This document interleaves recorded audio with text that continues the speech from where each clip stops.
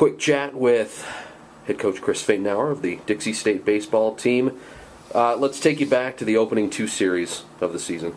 Obviously, people from the outside are going to look in and see 0-7. What the heck went wrong? So that's the question. What the heck went wrong in that 0-7 start? You know, we just weren't our whole team yet. You know, in terms of, we had a couple injuries. You know, Chris Kaplan, who's an anchor in our offense, the last couple of years was out, and Kevin Klein, who was our team MVP last year, was injured coming into it, and I think started 1 for 23. And you talk about taking two of the bats out of the middle of your lineup and having a bunch of other guys run out there that are freshmen or have sat out for a year and just haven't done it at our level. We were new. It was like we were running a bunch of freshmen out there, and so we really had to learn. I think the fact that we played all those games really close other than one. In those 7 games, we played 3 one-run games, 3 two-run games, and 1 blowout. I think that helped too. It helped not lose the guys, and not, they continued to believe in what we were doing. They stayed bought in. They were committed to each other still, and so once we got a couple wins under our belt, it wasn't like we were that far off. So we got it going quick, after that, but we're still using that as some fire. You mentioned getting the wins, opening with the Cal Baptist series. You go in there without a win. Cal Baptist ranked in the region, expected to win the Pac West for a second straight year.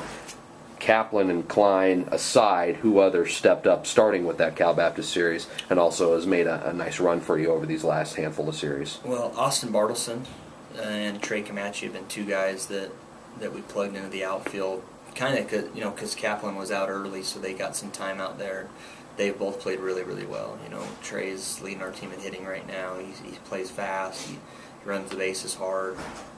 He plays a good outfield. So he's really ignited us, in a way we didn't think. He came here as a pitcher, infielder, and for him to be playing center field and hitting third for us and having the success he has been great. And then Austin Bartleson, who we knew was kind of just a grinder, dirtbag guy. He came from far from home. He's from Spokane. He had a lot of opportunity to stay close to home, but he kind of wanted to prove a point and go to a program that he felt was a winner and wanted to be a part of that, and wasn't in the picture a lot early, and just kind of fought and scratched his way in there.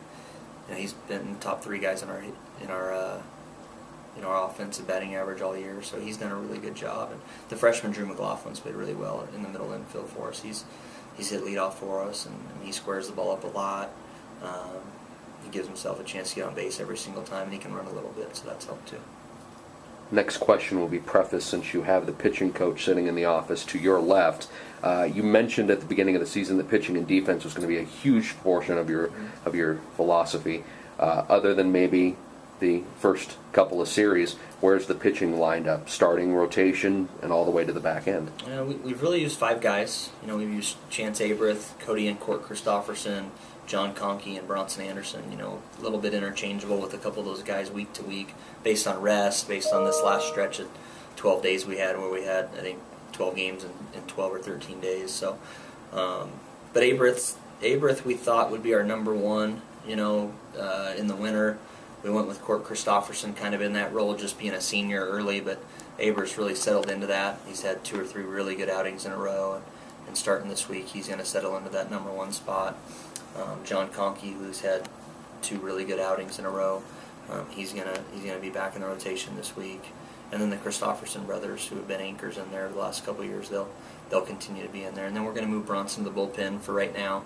We're going to run up against 2 teams in the next 2 weeks with quite a few left-handed bats, and we like, with him and Taylor Stone and Mike Nowak coming out of the bullpen.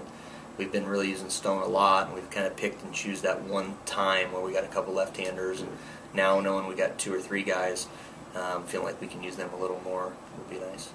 Hill and Parker at the back end of your bullpen, how much of a luxury knowing that those guys can deal for you? It's been really nice, mainly because they're strike throwers. That's the main thing. 1, they're strike throwers. 2, they want the ball.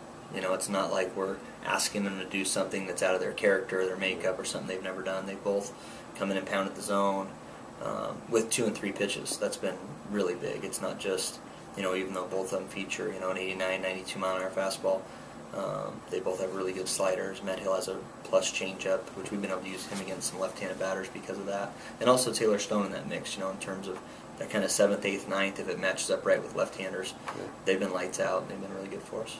got a home series coming up for what seems like the rest of the month and into April. Let's start with the two that are coming up with Hawaii Pacific and Hawaii Gila, both in Pac West play. Kind of mentioned they come in with a lot of left-handed bats, but what else do you know about the Warriors and the Vulcans? You know, HPU's very offensive. You know, they've been very offensive. They haven't got off the island much yet. You know, I think they've maybe played one series off, but they've got a good record. They split with Cal Bat last week, and then I think took 3 out of 4 from Point Loma. So they're playing really good baseball.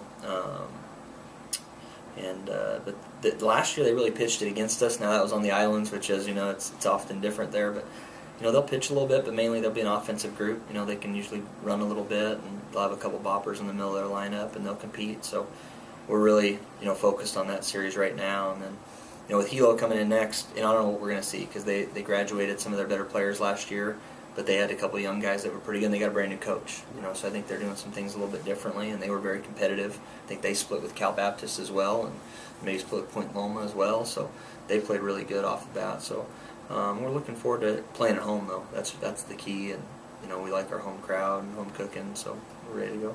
About when midway portion through this season, 27 games in, if you had to assign a letter grade to your overall program so far, where would you be?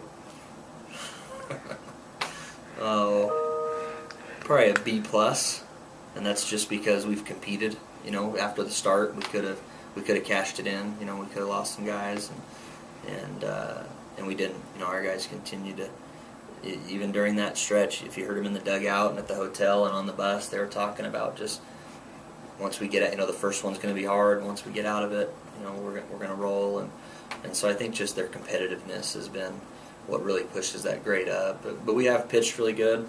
We've played really good defense, and with our lineup intact and everybody healthy, we've started to offend well. So I think we're built to make this run, you know, down the stretch, and we have the right leadership, you know, and our older guys that have helped us fight through that start and get us to where we're at. So just looking forward to the next couple weeks. This weekend at home against Hawaii Pacific. Coach, thanks for the time. Thanks, Jeff.